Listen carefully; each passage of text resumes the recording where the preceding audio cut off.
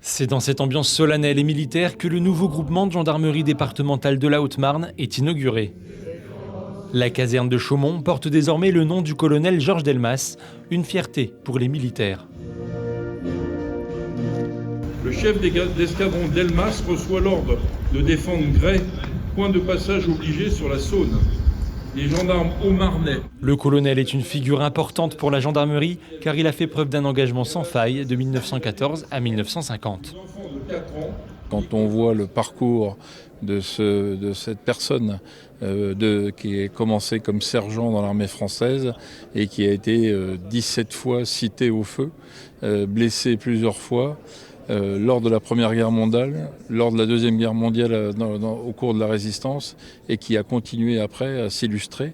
Donc il était naturel de choisir le nom du colonel Georges Delmas. La gendarmerie possède désormais un équipement de pointe.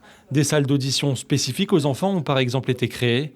Depuis le début de l'année, celle-ci a accueilli 74 victimes. C'est pas naturel de venir à la gendarmerie, surtout pour relater des faits aussi graves généralement. Cette nouvelle caserne comprend également 70 logements destinés aux gendarmes et à leurs familles.